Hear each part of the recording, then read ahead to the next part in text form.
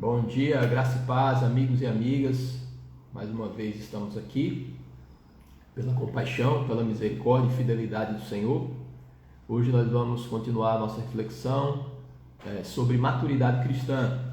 Ontem nós, com o nosso amigo John, vimos uma continuidade, do nosso curso. Na verdade, nós estamos fazendo aqui uma espécie de adiantamento do curso que vai começar na comunidade a partir de março do ano que vem. Mas na verdade nós estamos apenas pensando alguns tópicos, e trazendo algumas reflexões com base nesse conteúdo, mas claro, com alguns acréscimos decorrentes da nossa experiência e do que o Senhor já tem falado conosco, nesses anos. E eu queria falar hoje sobre oração, que é algo fundamental. Na realidade, é um dos pilares da vida devocional do cristão, tanto a oração como a leitura da palavra. Então, sem a oração, evidentemente, a nossa tendência é ao enfraquecimento. E o próprio Cristo nos ensina sobre a oração, não apenas com os seus ensinos, com as suas palavras, as suas parábolas. Ele trata isso de uma maneira bem insistente nos evangelhos, mas também com a sua própria vida. Então, se você é um leitor do Novo Testamento, dos Evangelhos, você já notou que Jesus Cristo tem uma vida de oração muito aplicada, Existe muita determinação e disciplina por parte dele na oração. Inclusive, os próprios discípulos tinham uma certa dificuldade de segui-lo, de acompanhar o seu ritmo de oração. Veja, por exemplo, no jardim do Getsemane, momentos antes de Jesus ser preso, e começar a sua paixão, eles estavam em oração, em vigília de oração, e Jesus percebia que eles dormiam durante a oração, eles cochilavam, eles não aguentavam. Depois de um dia cheio, e Jesus tinha um dia cheio, eles ainda oravam à noite. E aí Jesus repreendeu os discípulos dizendo: vigiai e orai para não caíres em tentação, porque a carne é fraca, o espírito está pronto, mas a carne é fraca. Então, mesmo o cristão regenerado, ele precisa atentar para o fato de que a ausência de oração, um descuido nessa parte, vai nos fragilizar, vai nos tornar mais vulneráveis. Isso é uma coisa que nós sabemos em teoria, mas que às vezes nos falta uma atenção maior. Então, a oração ela tem esse efeito de nos fortalecer, de criar um clima de vigilância na nossa vida e de nos blindar contra coisas que naturalmente já poderiam nos desencaminhar, mas que por meio da oração, que faz parte de uma vigilância espiritual, nós podemos agora seguir e caminhar. Também lá em Efésios, você já deve ter lido que além da armadura espiritual que o Senhor nos fornece, o capacete da salvação, a espada do Espírito, o escudo da fé, a couraça da justiça, a preparação do Evangelho da Paz como sandálias, também fala que nós devemos nos aplicar em toda intercessão e súplica. Então, é um dos componentes dessa armadura cristã, para que fiquemos firmes e inabaláveis perante as ciladas do diabo, e não são poucas. Então precisamos da oração. Agora, além dessa utilidade da oração, vamos dizer assim, para manter o cristão no caminho, vigilante, nós também devemos encarar a oração não apenas como uma obrigação espiritual, mas como algo que compõe o nosso dia a dia por uma necessidade de contato com Deus, A oração ela não pode ser definida como algo diferente de um diálogo com Deus. É um diálogo com Deus porque você fala, você se expressa, você chora, você derrama o seu coração, você escancara as portas do seu interior diante de Deus. Deus já conhece muito bem, mas a iniciativa de fazê-lo por meio da oração, isso tem um efeito terapêutico, e de intimidade com Deus que vai crescendo cada dia mais. Mas além disso, nós também fazemos isso simplesmente o desejo de curtir a presença de Deus, de se sentir à vontade em colocar a nossa vida e o nosso caminho diante do Pai. Por isso que a oração de Jesus Cristo, quando ele ensina os discípulos, ele fala Pai Nosso, né? E o Pai é aquele que tem cuidado, é aquele que conhece a necessidade. Então nós não oramos e nos reportamos a Deus como um tirano que, a depender, né, do seu humor e da sua vontade do momento, ele vai fazer isso ou aquilo, né? Nós temos essa intimidade de falar com o Pai, mas um Pai que é um Pai celestial, né? Um Pai que não tem como uma referência, nós temos como referência os nossos pais terrenos, né? Mas que em qualidade, evidentemente, né, supera muito mais que os nossos pais, porque temos uma relação realmente de filiação com Deus. Então ele tem cuidado de nós, né? Então qualquer que seja a resposta, sempre vai ser a resposta do amor, do cuidado. Então entrar na presença de Deus, né, num clima em que a paternidade é o que vigora no final das contas, e não apenas a formulação de um pedido que fazemos, como fazemos a um juiz, né, um juiz de direito. Às vezes temos algum problema, alguma situação a ser resolvida no campo do direito, né, e precisamos de uma decisão judicial, e nós formulamos aquilo, mas como alguém que que de uma maneira impessoal, né, vai proferir uma sentença, uma decisão, né? E nós não sabemos o que vai acontecer, porque não sabemos quem é que está do outro lado, né? Mas com Deus, o nosso Pai, é diferente, porque Ele já é parcial em nosso favor, né? Porque aquele que nos deu o Filho, né, está escrito em Romanos, juntamente com Ele nos dará todas as coisas. Então é a certeza de que nós não somos bastardos, que nós não somos funcionário de Deus, né, que vai nos demitir porque vamos pisar na bola, mas porque Ele é Pai, Ele sempre vai dizer um sim de amor e também um não de amor, ou um espere de amor também, né? Então nós entramos na presença de Deus também em clima de contemplação, né, de adoração, de reconhecimento, de agradecimento, enfim. A oração, inclusive, ela pode ser dividida em tópicos a partir do ensino do Pai Nosso, né?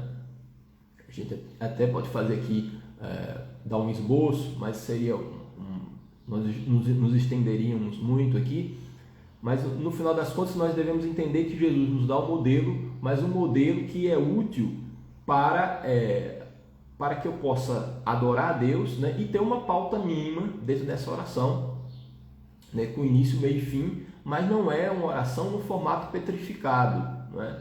A espontaneidade, ela é essencial na busca, né, em oração, porque veja, o Senhor não nos ensinou uma fórmula mágica de como proferir palavras que, se forem ditas da maneira correta, né, nós produziremos um resultado, né, e aquele resultado vai surgir, né, sempre. Então não existe essa garantia, porque nós estamos nos relacionando com uma pessoa que é Deus e não uma máquina que nós apertamos um botão e aí sai o resultado, né? Não é aquela máquina de refrigerantes que você coloca a moeda e o que vai sair de lá, né? Vai sair refrigerante. Não é isso. O nosso Deus, ele tem uma vontade, porque ele é um ser, né, pessoal. O que nós fazemos antes de tudo é falar que ele é Pai e também pedir para que a sua vontade seja feita, né? Que a sua vontade seja feita. E ela é sempre boa, perfeita e agradável. Agora, para pedir a vontade de Deus, é necessário entender que ele é Pai, como eu falei. Então, se existe uma dúvida sobre a bondade de Deus, pedir a sua vontade, né, pode ser um problema para mim e para você, né? Então, quando nós pedimos para que alguém que nós não conhecemos faça a vontade dela diante de um pleito nosso, né, seria uma aposta de alto risco, porque eu não sei qual é o humor do outro, eu não sei como ele pensa, eu não sei quais são os seus valores e não sei nem se ele gosta de mim, né? Se a pessoa a quem eu me reporto, ela tem uma antipatia por mim, a vontade dela realizada diante do meu desejo pode me prejudicar muito, né? Mas como nós sabemos que o nosso Deus é Pai e que Ele é amor e que Ele foi as últimas consequências, e essas últimas consequências às quais eu me refiro é o sangue de Cristo derramado na cruz, né? Se Ele ama tão intensamente assim, nós temos a certeza de que a oração, o chegar diante de Deus, é muito mais um aconchego, é muito mais um colo, né, do que um balcão onde a gente começa a fazer um pedido, né? É muito mais do que um processo judicial onde você formula um pedido, mas sem saber o que é que vai sair da cabeça do juiz. Mas o Deus, nosso Pai, tem cuidado de nós, isso é maravilhoso. Então, a oração, nós já entramos nesse clima, né, de carinho que o Senhor tem por nós. Isso é muito importante para nos estimularmos, né? E a oração também, né, é um dos ensinos de Jesus. Ela é muito importante, né, você na oração entender que mais importante que o formato é a autenticidade da nossa maneira, né, com que chegamos diante de Deus. Porque Jesus Cristo já no seu tempo ensinava para os discípulos: não sejam como os fariseus que oram em pé nas praças para serem vistos pelos homens, né? Quando vocês orarem, vocês entrem no seu quarto, vocês fechem a porta e Deus, que é o Pai de vocês, mais uma vez Jesus se referindo à paternidade, Ele em secreto vai recompensar você.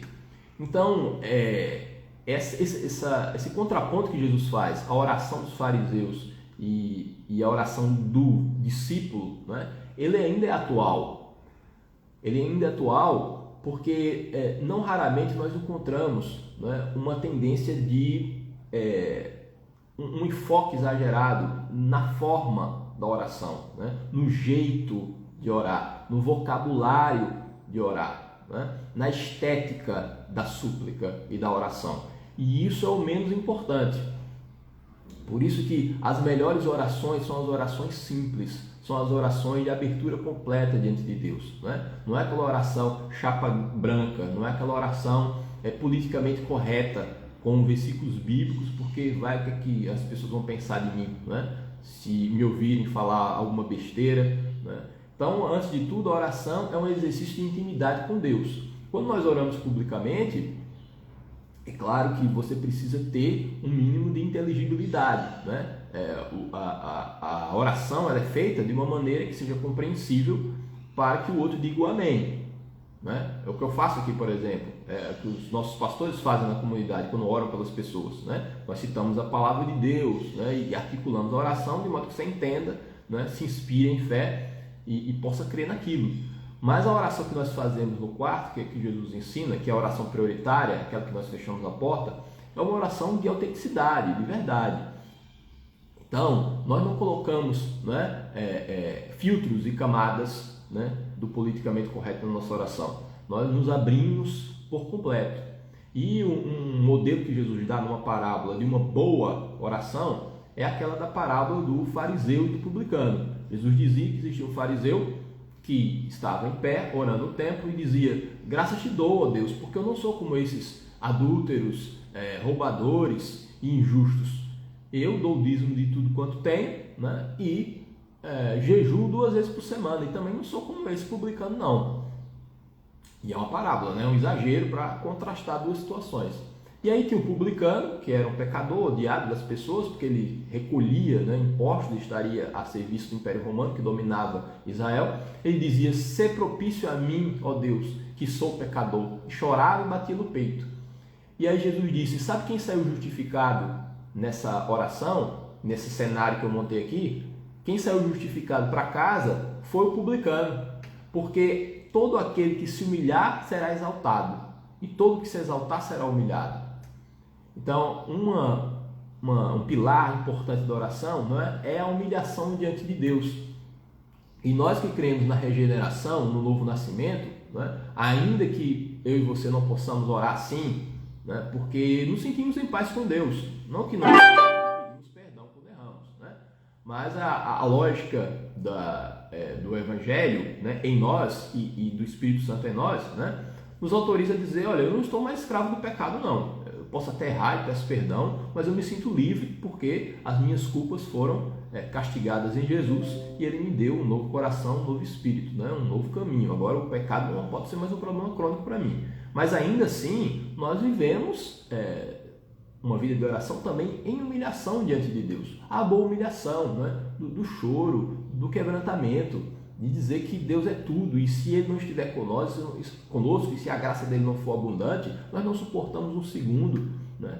ou seja, coisas que Deus vai colocar no seu coração e que devemos fazer no altar dele, né? Sempre com sinceridade e autenticidade, porque a oração boa, eu já falava isso numa live passada, é a sua oração, não é a oração emprestada de ninguém, né? Só o que está no seu coração equivale, né, como oração autêntica diante de Deus, até porque ele já faz uma leitura prévia, né, da nossa necessidade. Então, essa confiança de que, mesmo que eu não articule bem a minha oração por meio de palavras, né, mesmo que verbalmente eu não seja habilidoso para orar de uma maneira que eu acharia ideal, eu sei que Deus já fez uma varredura no meu coração, ele já sabia antes que eu me ajoelhasse, ele já sabia qual era a minha necessidade, e ele vai apoiar e vai dizer, não, eu sei o que você quer dizer, eu sei o que você quer dizer com isso. Faltou você falar isso, meu filho, na sua oração, mas eu já me antecipo e digo amém, né, e te abençoo. Ou seja, né, a oração, né, que Jesus contrasta entre o fariseu e o publicano é que o fariseu entendia que se você for eloquente na sua fala em oração, você vai ter que receber uma bênção. Se você não fizer com a mesma competência, você não recebe, né? Também não é a forma, né? Também não é o jeito. Ele dizia que os gentios, eles oram muito, mas não como oração, como comprometimento, né? É acreditar que falar muito, né? O excesso de palavras, né? Uma inflação do verbo, né? Vai fazer com que Deus se dobre à nossa vontade. Não é assim que funciona, né? Então, uma oração às vezes curta, ela pode ser uma oração muito mais eficaz que uma oração longa. Embora o ideal na nossa vida sempre seja, né, de prolongamento da oração, de ir espichando, né, o tempo de oração. E por que acontece, né, de você orar e a tendência é se orar mais, né? E às vezes nós somos preguiçosos também, né, e não oramos o tanto quanto deveríamos. Porque quando você ora mais, na verdade você está contemplando um maior número de situações, principalmente na intercessão. Então, só para dar um exemplo para você, quando você se torna líder, você, além de orar pelos seus, né, pela sua família, pela sua casa, pelos seus parentes e pela sua própria vida, você também tem situações de outras pessoas que preocupam você, que entram na sua pauta de oração, né? Então, a tendência da oração é ficar mais longa também. Então, o Senhor nos coloca um instrumento poderoso, né, de comunhão com Ele, né, de adoração, né? Também ele é um instrumento terapêutico, porque faz bem para quem ora, né? Quem tem hábito de oração sabe muito bem.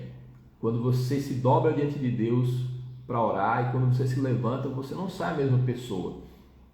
Ainda que nessa ocasião que você orou, você não tenha, porque não é toda hora que isso acontece, sentido aquele arrepio na espinha, né?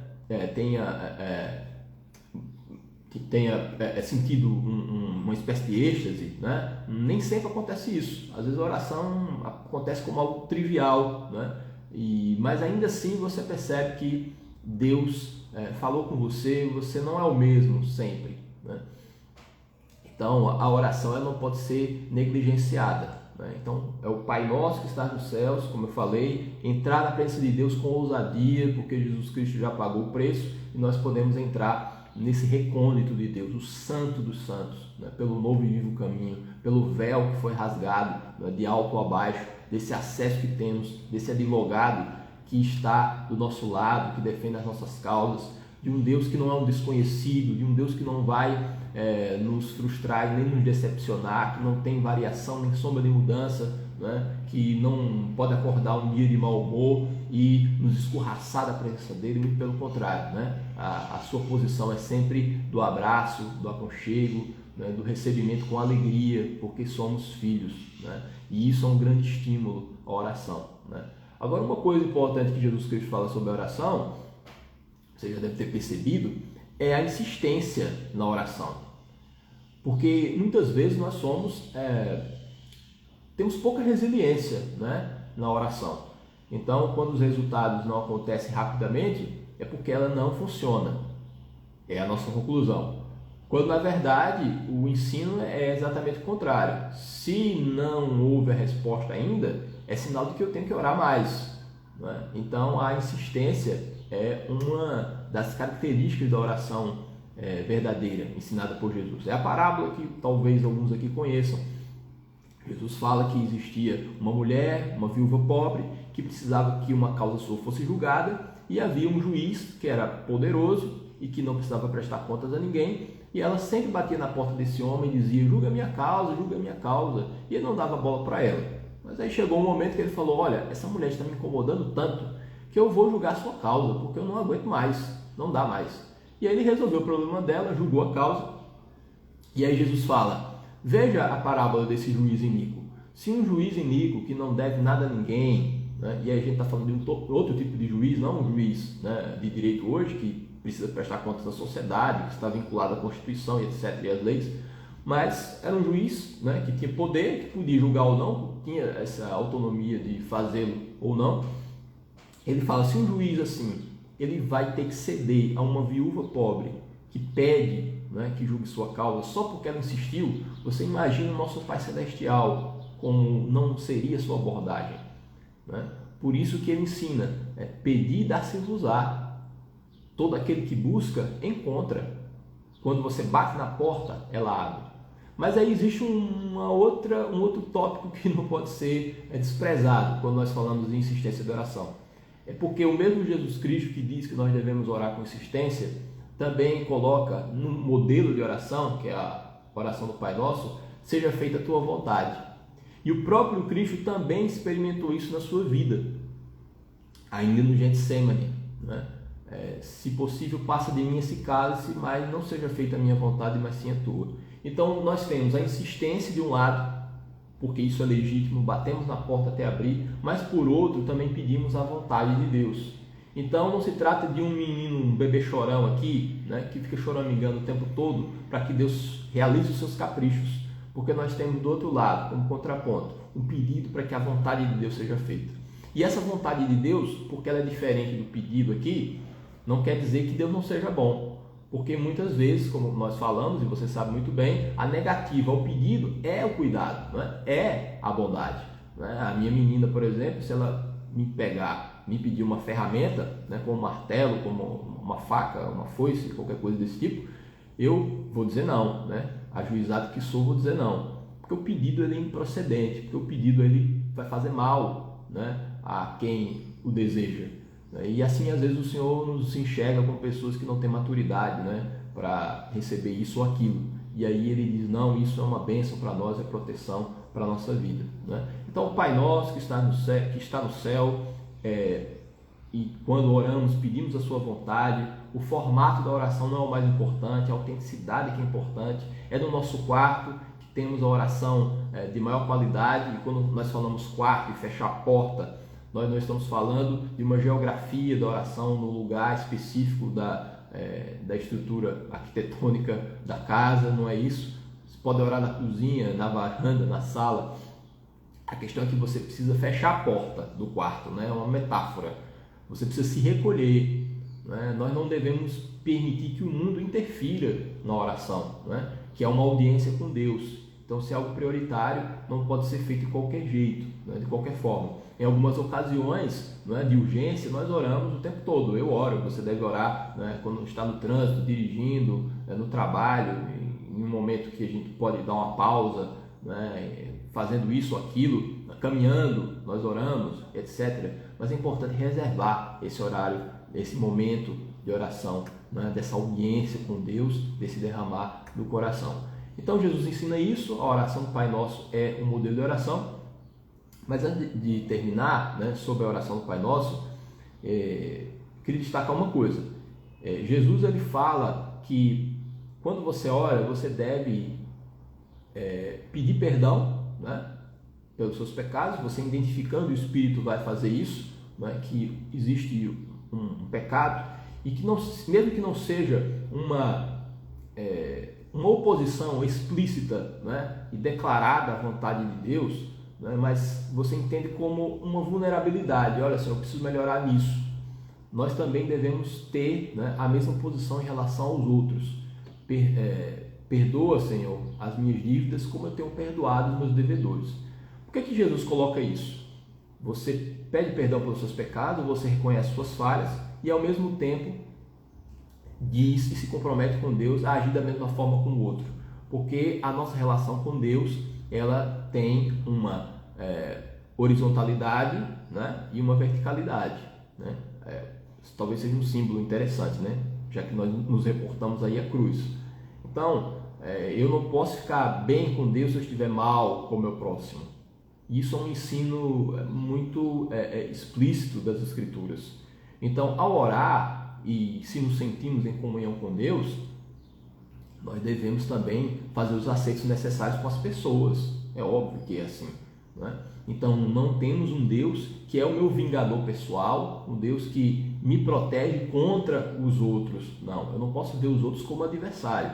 Até para apresentar a minha oferta, Jesus ensina, né, eu primeiro preciso me reconciliar com o meu adversário. Se você, na hora de ofertar, você está na igreja, vai ofertar, e pode ser oferta tanto financeira como oferta de louvor, você percebe que existe alguém que tem alguma coisa contra você, deixa a sua oferta ali no canto, vai entrar em reconciliação com seu irmão, com a pessoa, e depois volta para fazer a sua oferta. Porque mais importante que a oferta é o coração do ofertante, não é? Então, se estamos fazendo uma oferta de oração, de louvor a Deus, mas nós ainda temos uma toxicidade muito forte, né, de angústia, de ressentimento contra o outro no coração, como é que essa oração vai ser uma oferta agradável a Deus, né? Se no âmbito horizontal não resolvemos as coisas, né? Tem uma passagem de 1 Pedro que diz o seguinte, que o homem ele precisa ter uma vida comum do lar, né? Ele precisa estar afinado com a sua esposa para que as suas orações não sejam impedidas, está escrito.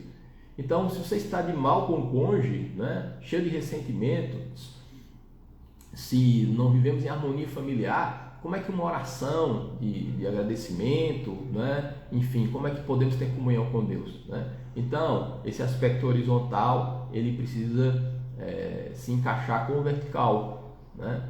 Então, Deus tem essa mensagem para mim e para você, né? Vamos orar intensamente, vamos entender que Ele é Pai, vamos entender que nós somos acolhidos por Ele, vamos entender que Deus, Ele não está lendo as suas palavras, os seus discursos, mas Ele faz uma leitura direta do seu coração.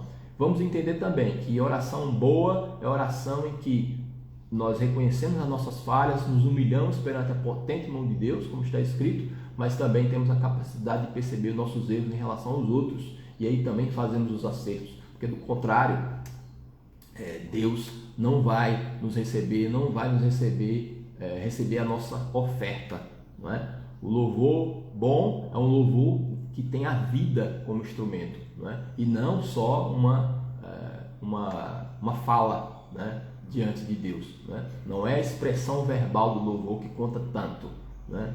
Nós precisamos fazer da nossa vida a expressão do louvor, e para isso, né, a santidade e a coerência com a palavra são essenciais, né? Que eu e você possamos nos comprometer mais com a oração, e o maior beneficiário vai ser você mesmo, né? Serei eu, em nome de Jesus.